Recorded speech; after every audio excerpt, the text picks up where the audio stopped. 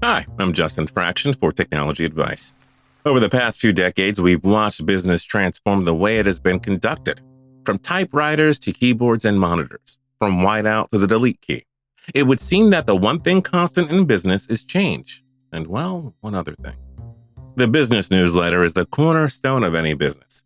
I get tons of them I opted into for editing technology advances from my favorite companies, to design trends highlighted in a newsletter from my favorite design firms. Business newsletters can have many functions, like informing people about the products your company offers, the things your group is accomplishing, or just even letting them know that you're still here and ready to rock and roll. One thing has changed, though: the method by which business newsletters are transmitted. At my first job when I was 15, I had a typewriter, and I don't anymore. We were kind of, not advanced working for the state. While business newsletters are still sent via the post, they've become synonymous with email transmissions. In that way, they're a lot easier to get out now, and also a lot safer for the environment. But I digress. This brings me to my next point. Business newsletters are for businesses of all sizes and types. They're not just for large companies or small ones. They're for the person just starting out and the person that's been doing it for decades. Why wouldn't you take this opportunity to let people know who you are, what you do, and what you've accomplished? Also, where you're headed. One of the things I've learned from working in social for the past decade is that you can never fully replace the written word. Sure, businesses are starting to, or they have been for a while, pivoting to video. Businesses are starting to use YouTube, Instagram, TikTok, more. But nothing beats an old-fashioned newsletter. It doesn't matter if your company is B2B or B2C. These new marketing channels cannot replace this niche. If they have for you, then you're missing out. 77% of all B2B marketers still use email newsletters, which means that only a quarter of marketers in this space don't. One reason why newsletters work for B2B marketers is that their core audience, employees, already have to keep track of their emails during the workday. Essentially, people are going to see those newsletters because they have to. Also, you could say that keeping abreast of what's happening in businesses that may do business with your own business is part of many of our job functions. According to our friends at Adobe in 2021, workers spent 149 minutes a day, or 2.5 hours, checking their business email while at work. And yes, some of that time we're spending is, of course, reading your marketing emails to see if it's offering information we're interested in or a new service that we or our company may want to take advantage of. Studies have shown that people treat email and social media differently. More specifically, they differ in how people engage with them during the workday. In short, people recognize that checking their email is a normal part of their day while at work. However, if they have social media access, they don't necessarily make a regular habit of viewing it. What ends up happening is that people view their marketing emails at work while they wouldn't necessarily view the marketing they may run into on social during the workday.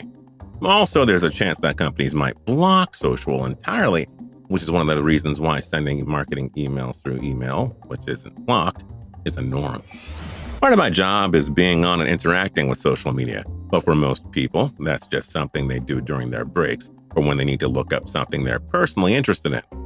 However, I don't actively subscribe to a social media user who could be posting about anything in the same way that I would subscribe to a newsletter, because when I'm doing that, when I subscribe to your newsletter, I'm telling you that I want you to send me content related to your company's efforts/goals that I will be able to receive in a format email that I will definitely be able to view during the workday.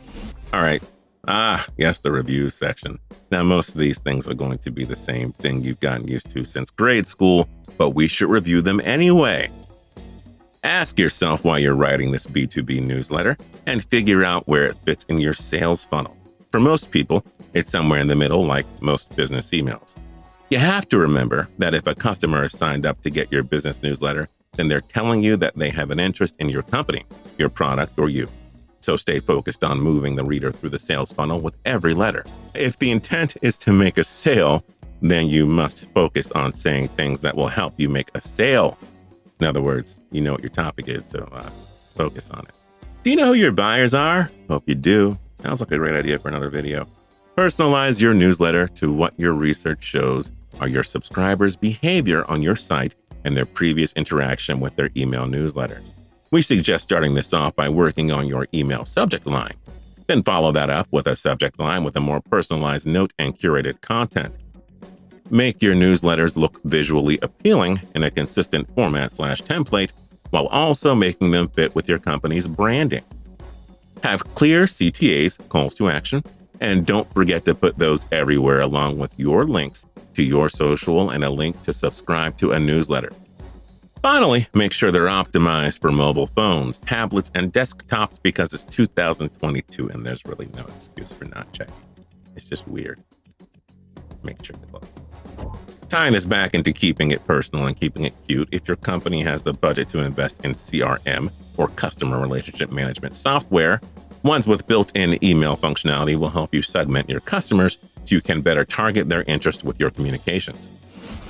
Figure out when it's best to send marketing emails. Some of it is common sense, like don't send them on the weekends, don't send them on holidays, don't send them when people won't be working or checking their email regularly. That extends to watching your time zones. You're more likely to read a marketing email when it comes into your mailbox during the day. If you send a marketing email before people arrive for work, it might end up among all the other emails that the person has to comb through in the morning. So maybe send it later on, maybe around lunchtime. So it's not just the first thing that they see with everything else they have to take care of from night 4.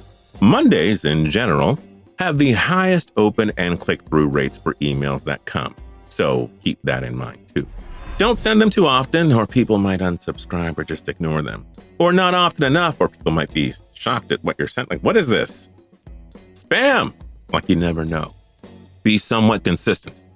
Weekly or every other week is a good frequency to start with, but tailor that to your industry, audience, and strategy.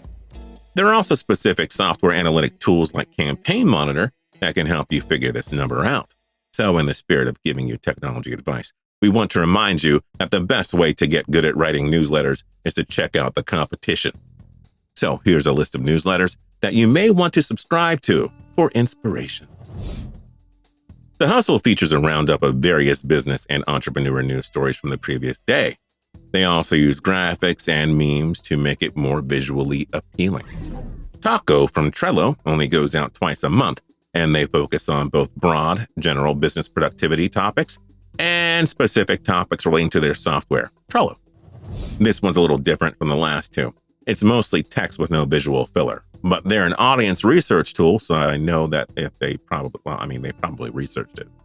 So they know that that's what they need to do. Their Insights newsletter sends statistics related to your Grammarly use, stories that encourage you to continue to use Grammarly, and general updates to the software that users may want to know. Grammarly also sends out marketing emails linking back to their blog full of communication tips. They offer different newsletters to both their paid and non-paid subscribers, which of course encourages you to read their content. By the way, did you know that we have a newsletter here at Technology Advice? Click the description below if you want to join up. So starting a newsletter can be tough initially, but we hope we've given you some things to think about while you travel along your business journey on the business highway in the city of industry. Stay tuned for more awesome videos on technology advice right here on this channel, and I will see you next Friday because I'll be here Fridays. So I'm here all week, but you'll see me on this channel on Friday. So that's it. You can go.